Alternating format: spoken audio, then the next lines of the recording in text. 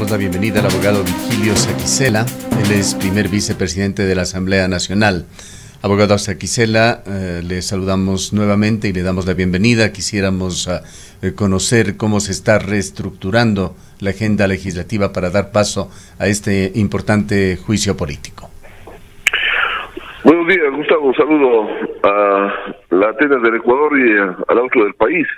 En efecto, el día viernes tuvimos una sesión de pleno donde se dispuso el archivo del juicio del ministro de Energía, Ortiz, para dar paso a lo que es el procesamiento del enjuiciamiento político al subcontralor Celi, que renunció en los últimos días ya al cargo que venía desempeñando y que lastimosamente lo venía haciendo incluso desde la cárcel. Bajo ese punto de vista, la agenda no se afecta, la agenda legislativa que se aprobará dentro de el plazo que establece la ley orgánica de la función legislativa es de unos 68 proyectos priorizados y obviamente con la puerta abierta para las iniciativas del gobierno nacional, para las iniciativas de los propios legisladores y para los procesos de enjuiciamientos políticos, como el caso del excontralor Celi, que a pesar de haber renunciado, conforme lo dice la propia nota, sigue el proceso adelante con lo que es la sustanciación ante la Comisión de Fiscalización y luego con el informe respectivo pasará al pleno, en donde los 137 legisladores tendremos que analizar el mismo y tomar la decisión acorde a la prueba que se aporte por parte de quienes están involucrados en este proceso político de juicio.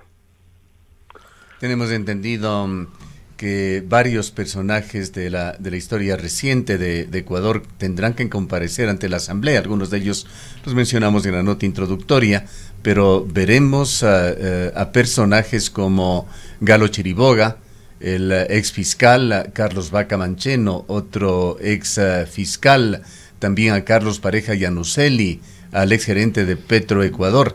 Este juicio en contra de Celi no es solamente por la situación de Celi, que de alguna manera se ha definido ya a través de su renuncia, pero tiene connotaciones sumamente importantes en el presente y el pasado reciente de Ecuador en el ámbito de la corrupción.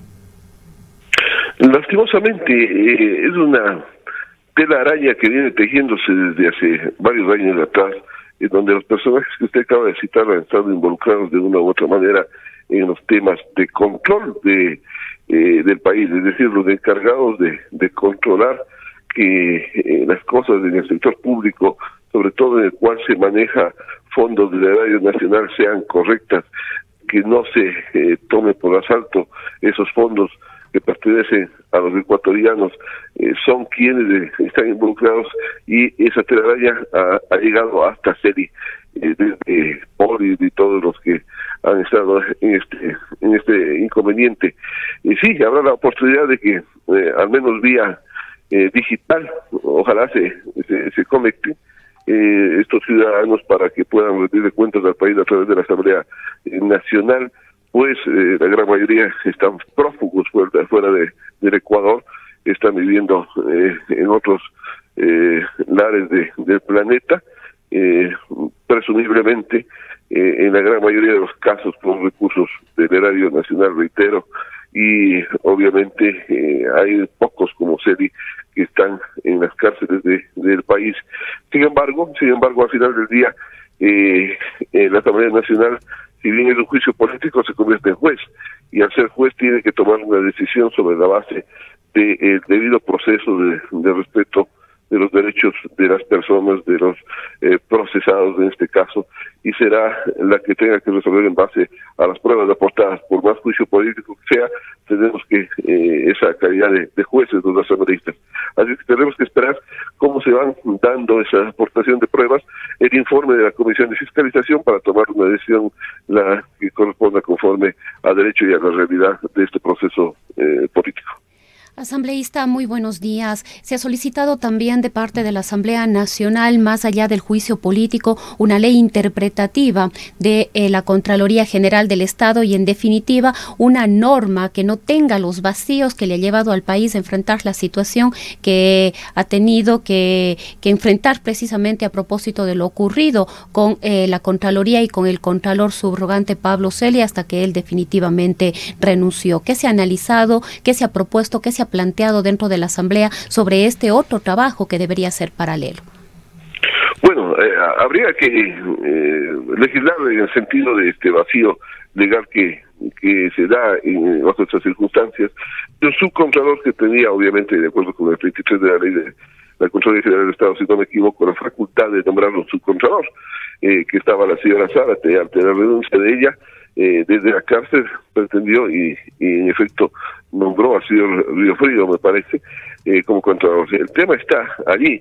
Se ha buscado alternativas fundamentalmente de una salida política, porque expresamente no existe en la legislación una salida a este inconveniente que se ha causado en el Ecuador, sobre todo ético, ¿no? Más allá del pragmatismo legal.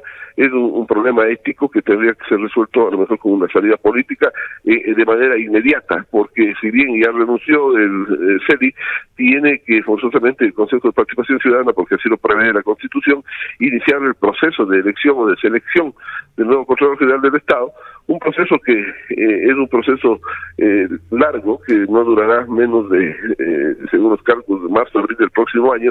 Es decir, ¿qué va a suceder con la Contraloría mientras se da este proceso? En un caso, la Asamblea tendrá que buscar legislar para suplir estos vacíos legales, pero que regirán para futuro, bajo el principio de la irretroactividad de la ley. Y de otro lado, habría que buscar tal vez una salida concertada entre lo que es la Procuraduría General del Estado, la propia Asamblea Nacional, el Consejo de Participación Ciudadana y la Corte Constitucional. En ese tema se está en análisis, porque hay que sintonizarse también con el pueblo ecuatoriano, que lo que reclama es que se actúe en una lucha frontal contra la corrupción. Y toda esta maraña o telaraña que se ha tejido es obviamente una situación de corrupción latente en el país. Así es de que yo soy partícipe de que quien puede lo más por principio legal y lógico puede lo menos.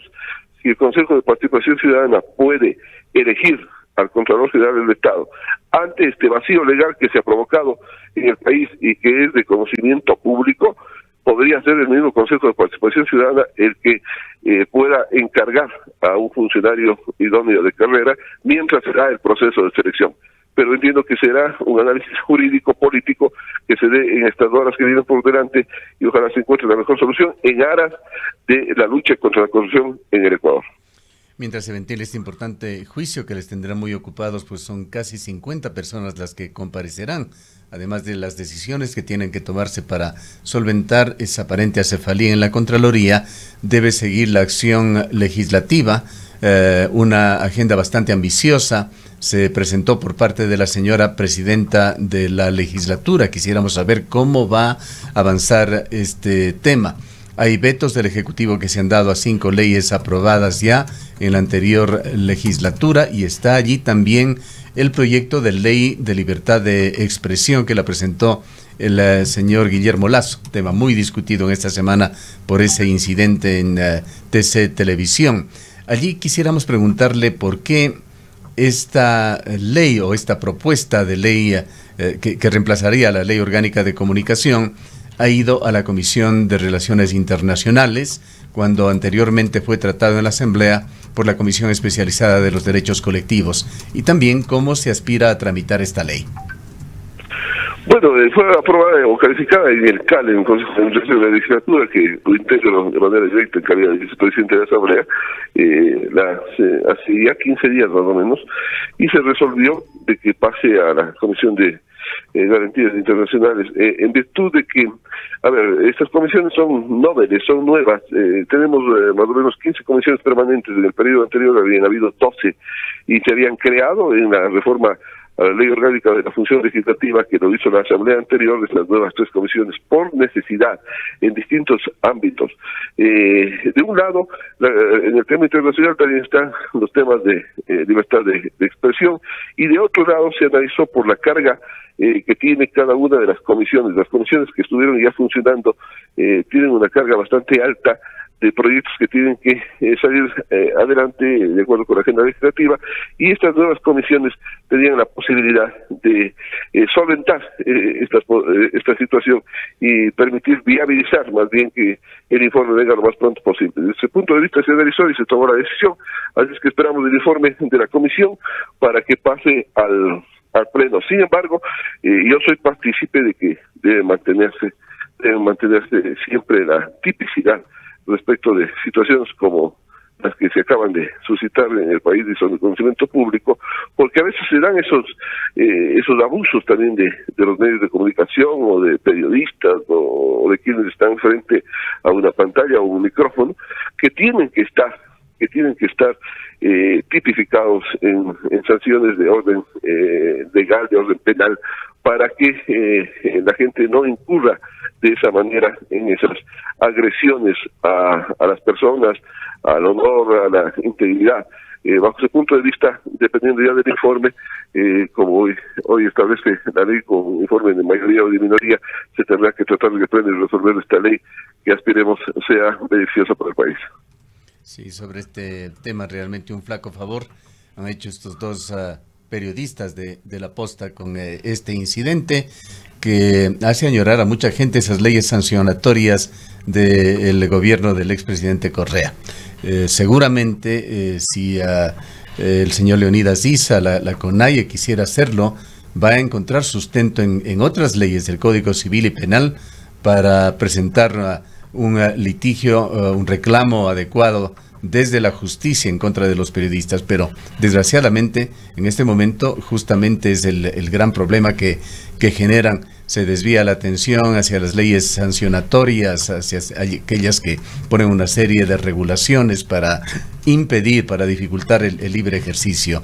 No creemos justamente en el libertinaje, y eso es lo que se ha dado. Eso fue una negra página que se ha vivido en estos días, pero no debe llevar esto a distorsiones en cuanto a cómo debe enfocarse esta ley, que bien ha hecho el presidente Guillermo Lasso de llamarle una ley de libertad de expresión, y ojalá realmente no se pierda ese espíritu. En todo caso, ¿con qué cronología piensa usted va a tratarse esta ley que regule la comunicación en Ecuador? Bueno, Gustavo, la comisión tiene 90 días para presentar el informe, ¿no? Hasta 90 días, puede hacerlo antes. Entiendo de que más o menos en 2 meses estará el informe para primer debate. Lo trataremos de manera inmediata y luego pasará con esa aprobación al segundo debate. Esperemos que en alrededor de 100 días más o menos se pueda haber resuelto el tema de la ley de comunicación. Esos son los plazos que establece nuestra ley. Bajo ese punto de vista también, bajo ningún análisis podría desafortunado incidente incidir, valga la redundancia, en que el legislador vaya a buscar irse en contra de la libertad de expresión. Yo siempre, antes de este incidente, he dicho, también tiene que haber una regulación, por mínima que sea, a la cual tenemos que sujetarnos, y nos sujetamos todos los ecuatorianos, sea en la ley ordinaria o sea en leyes especiales, pero tiene que darse un trastoque, un cambio total a la ley actual que usted conoce de memoria, que es y cómo se ha manejado o ha permitido que se maneje el Estado ecuatoriano en los años anteriores. Así de que creemos que se garantizará y al 100% la libertad de expresión en el tema específico. ¿Cómo se encuentra, por otra parte, el equilibrio de fuerzas? Realmente la situación en la Asamblea no está muy clara, no se ha actuado tampoco aún en función de votos como para poder diagnosticar si es que existe cohesión en esta especie de bloques o por lo menos de acuerdos iniciales que se hicieron. Pachacutic es un misterio, incluso con divisiones internas dentro de los movimientos indígenas y del propio Pachacutic. No sé, la bancada del Acuerdo Nacional BAN, del cual usted es parte, qué tan sólida se encuentra y con cuánta claridad en cuanto a cómo van a actuar ya en el momento en que se requieran votos para aprobar uno y otro proyecto. También creo que tuvo un inusitado crecimiento allí por cambios de camisetas en la asamblea, juega su papel. Descríbanos un poquito cómo está ese ambiente en términos de mayorías y de grupos que puedan actuar coordinadamente en la asamblea legislador Saquicela. Y quizás sumando a lo que dice Gustavo, asambleísta, ¿cómo ve usted las fuerzas políticas, esta coyuntura al interior de la asamblea para el juicio político de Celi?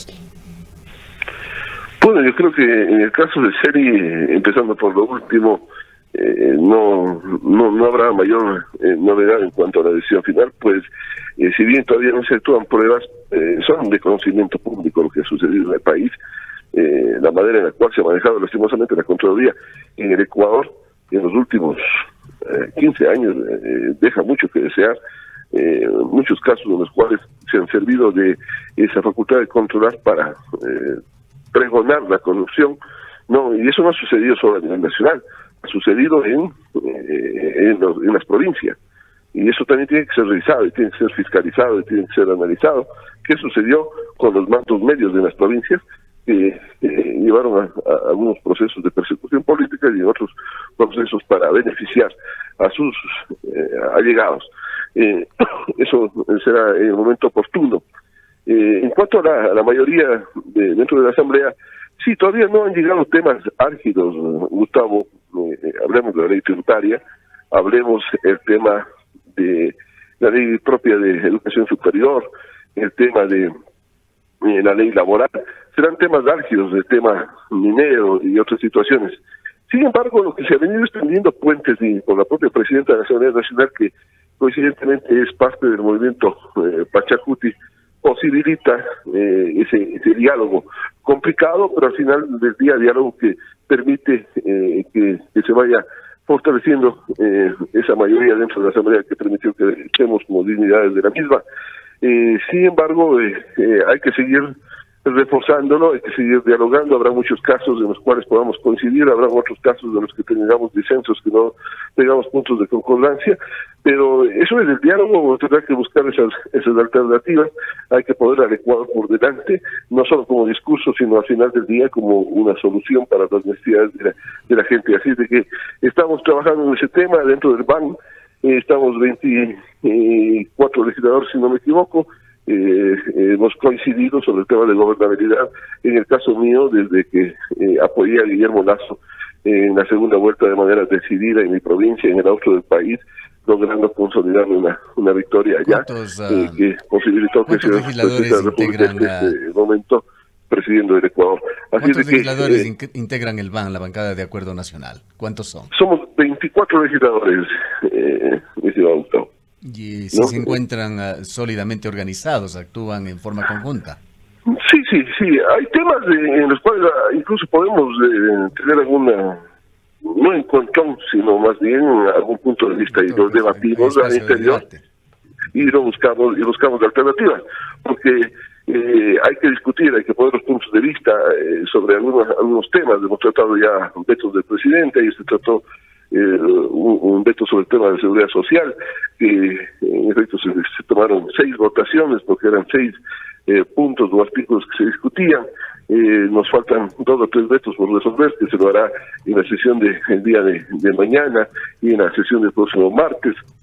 Estamos trabajando en esa temática. Usted, abogado Saquicela, con la idea de que en realidad no existe una mayoría consolidada para apoyar una línea del Ejecutivo, sino más bien posiblemente se trabajará en base a mayorías móviles, dependiendo de cada caso que se vaya tratando en la Asamblea.